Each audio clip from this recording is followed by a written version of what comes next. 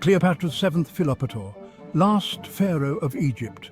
Born in 69 BC, she was a daughter of the Nile, a descendant of the Ptolemaic dynasty.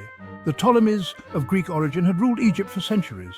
Cleopatra inherited a rich tapestry of heritage, a lineage steeped in power, ambition, and intrigue. Her world was one of grandeur and opulence, the palace in Alexandria a testament to Ptolemaic wealth. But beneath the gold and the finery, danger lurked. Cleopatra was not just a royal princess, she was a keen observer. She witnessed the machinations of the court, the thirst for power that consumed those around her. Fluent in multiple languages, she delved into mathematics, philosophy, and the arts. This intellectual prowess, combined with her royal blood, marked her as a force to be reckoned with. Cleopatra was destined to be more than a mere figurehead. She would claim her birthright and rule Egypt. The young queen was ready to fight for her kingdom, for her legacy, and for the future of Egypt. The young queen's reign began amidst turmoil.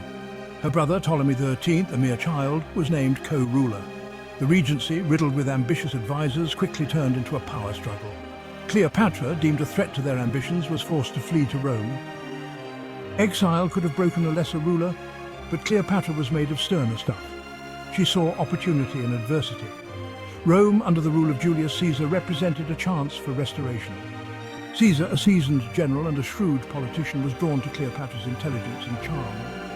He saw in her a valuable ally, a key to securing Roman influence in the wealthy kingdom of Egypt. Cleopatra, in turn, recognized Caesar as her ticket back to power. With Caesar's backing, Cleopatra returned to Alexandria. The ensuing conflict, known as the Alexandrine War, was a brutal affair. Cleopatra, no longer an exiled queen, proved her mettle. The war culminated in a decisive victory for Cleopatra and Caesar. She was now the undisputed ruler of Egypt. The relationship between Cleopatra and Caesar was one of history's most intriguing alliances. It was a fusion of East and West, of Egyptian mystique and Roman pragmatism. Caesar, captivated by Cleopatra's intellect and allure, found in her not just a lover but also a shrewd political partner. Cleopatra, recognizing Caesar's power and ambition, saw in him a protector and a valuable ally. For Caesar, Egypt, with its vast granaries and strategic location, was a crucial asset in his bid to consolidate power in Rome. Cleopatra needed Caesar's military might to secure her own position and to deter rival claimants to the throne. Their partnership was mutually beneficial, reshaping the political landscape of the Mediterranean. Their affair produced a son, Caesarion, symbolizing their union.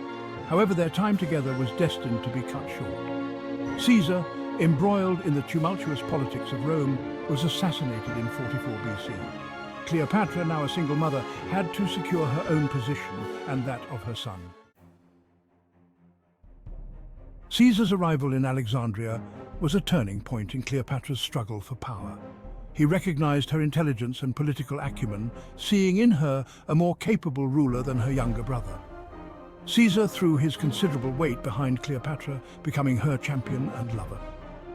Caesar's legions, though weary from campaigns in other parts of the empire, were a formidable force. The ensuing conflict, known as the Alexandrine War, was a testament to both Caesar's military genius and Cleopatra's cunning. The war culminated in the death of Ptolemy XIII, drowned in the Nile while attempting to flee the Roman advance. She was now the sole ruler of Egypt, her authority bolstered by Caesar's continued presence. Cleopatra faced the daunting task of rebuilding her kingdom and consolidating her power. Section 5. The Eastern Bond Cleopatra and Mark Antony's strategic alliance.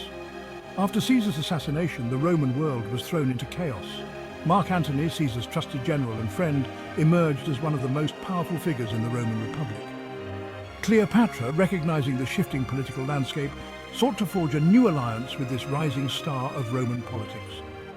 Their first meeting in Tarsus in 41 BC was the stuff of legends.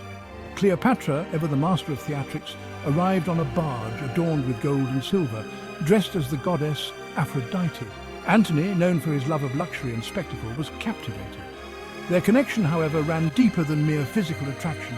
Their alliance, cemented by both political expediency and a passionate love affair, sent shockwaves through the Roman world. Section 6. Love and Power. The unification dream of Cleopatra and Antony. The relationship between Cleopatra and Mark Antony was a complex tapestry woven from love, ambition, and political calculation. Their affair blossomed into a deep and passionate love.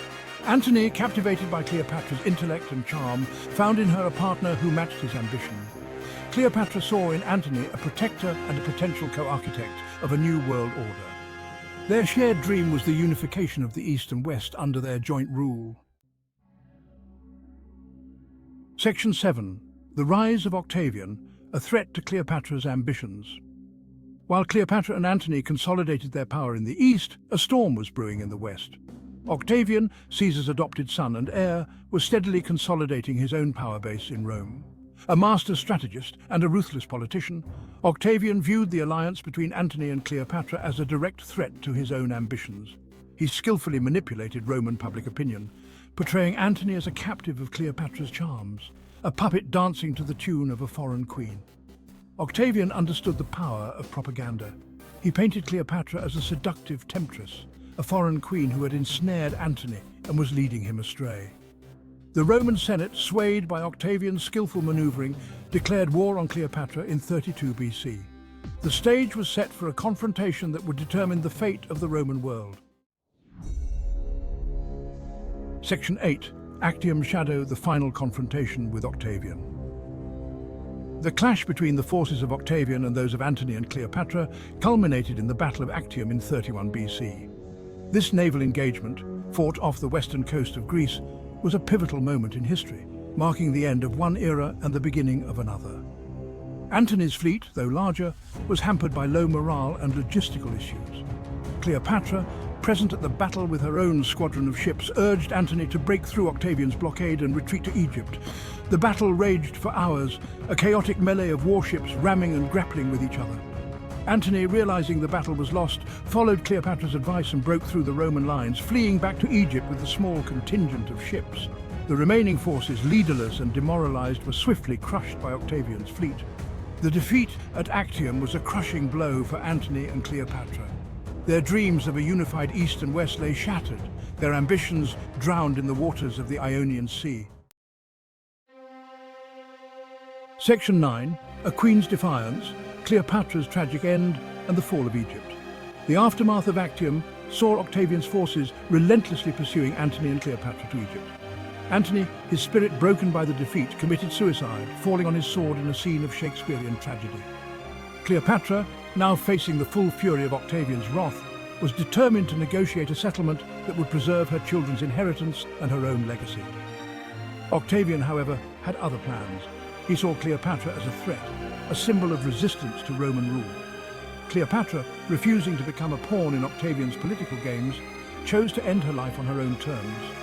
She famously allowed an asp, a venomous snake, to bite her, dying in her palace in Alexandria in 30 BC. With Cleopatra's death, the Ptolemaic dynasty came to an end. Egypt, once a proud and independent kingdom, was absorbed into the Roman Empire, becoming a Roman province. Cleopatra's story, however, did not end with her death. Section 10. The legend endures. Cleopatra's enduring legacy in history and culture. Cleopatra's story continues to fascinate and inspire us, even millennia after her death. Her image, forever intertwined with beauty, intelligence, and political savvy, has transcended the confines of history to become a cultural icon. From ancient Roman coins to Hollywood blockbusters, her likeness has been endlessly reproduced and reimagined. Cleopatra's legacy is complex and